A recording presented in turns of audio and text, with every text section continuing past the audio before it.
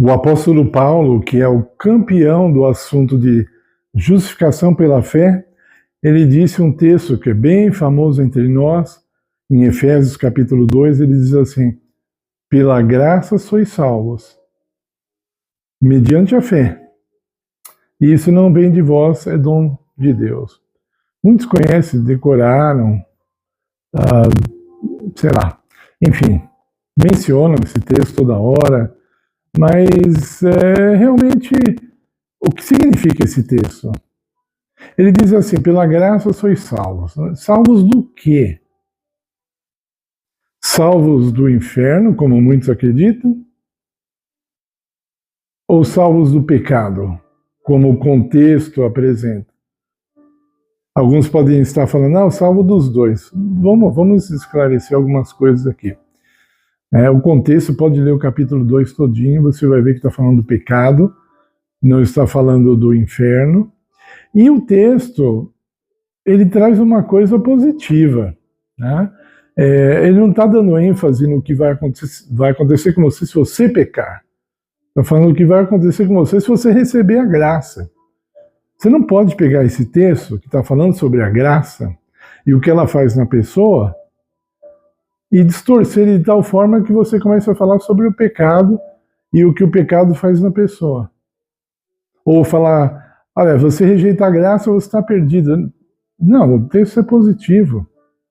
Seria como se Paulo dissesse assim: se você tomar esse remédio aqui, você vai ser curado. Ou, vamos adaptar melhor ainda, o farmacêutico te mostra um remédio assim e fala assim: por esse remédio sereis salvo, sereis curado.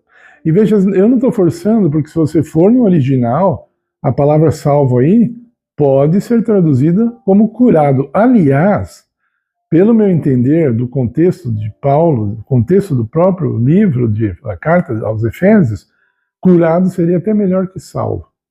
Porque muitos não entendem.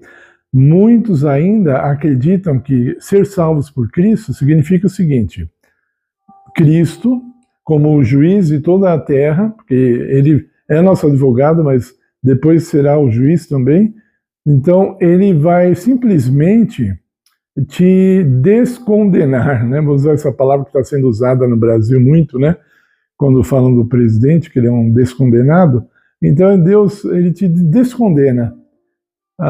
E aí você passa a ser livre, você está salvo em Cristo. Mas você não se livrou do pecado. Porque, veja, se o texto dissesse assim, pela graça vocês sois curados, você não ia nem pensar em assunto de inferno, porque não é isso que está falando realmente. E aí você ia pensar, curado do quê? Curado do pecado. O pecado, diz a própria Bíblia, 1 João, capítulo 3, verso 4, tem muitos outros textos, tá? Posso dar para vocês. Diz assim: o pecado é a transgressão da lei. Alguns textos são traduzidos de uma forma que não deixa muito claro para as pessoas o que Deus quer dizer, né? Na parábola que Jesus diz assim, em Mateus 7, né, 14 também, e diz assim, apartai-vos de mim, vós que praticais a iniquidade. Quando Cristo usa essa frase, pode buscar, pode pesquisar. No original, ele está falando assim, apartai-vos de mim, vós que não tem lei. Vocês não têm lei. Que lei? A lei de Deus. Tá? Então, vamos voltar.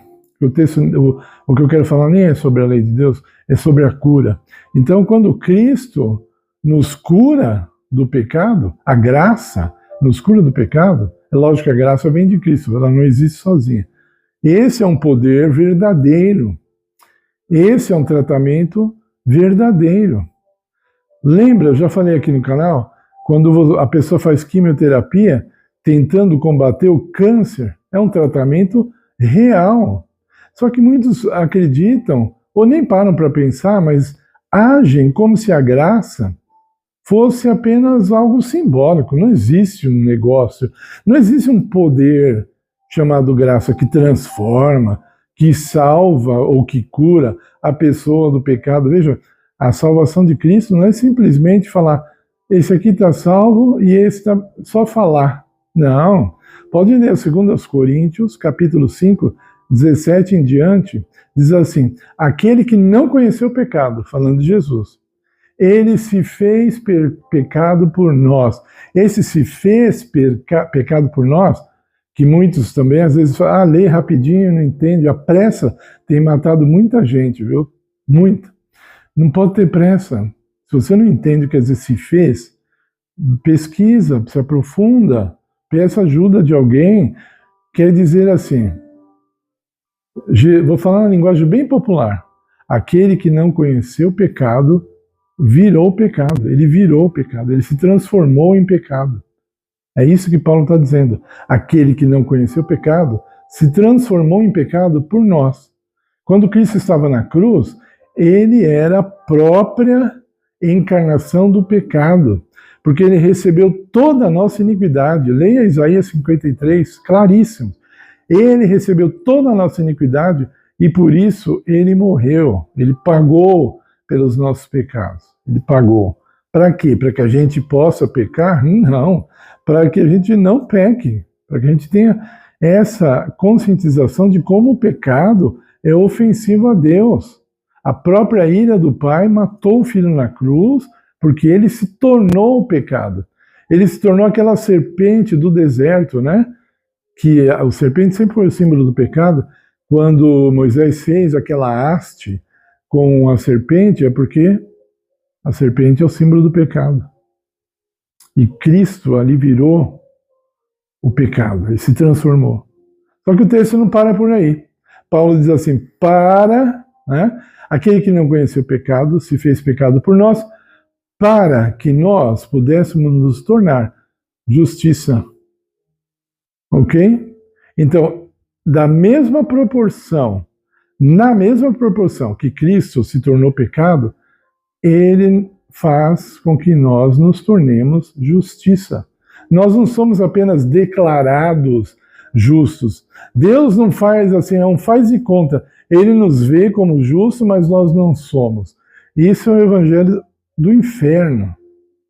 Esse é o evangelho do inferno, onde nós apenas somos considerados, mas nós não somos verdadeiramente transformados.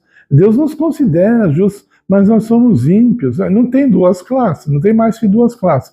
Se você não é justo, você é ímpio. Não tem meio termo. Tá? Não tem assim o ímpio perdoado, né? E aliás, eu queria só lembrar para quem não sabe, Deus não perdoa pecados. Ele perdoa pecadores.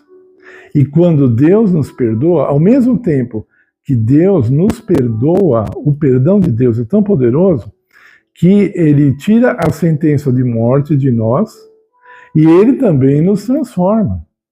Vou repetir, nós não somos apenas considerados perdoados, apenas considerados não transgressores. Não, nós somos transformados em servos e filhos obedientes de Deus. Somos transformados. Né? Como disse um pastor americano, eu vi uma vez, ele fala assim, falando do evangelho barato, a graça barata, fala assim, então eu sou um ladrão e Cristo me perdoa e eu passo a ser um ladrão perdoado.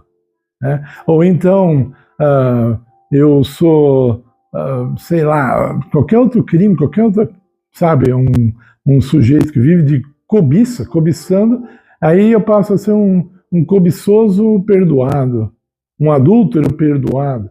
Não tem isso. O perdão transforma.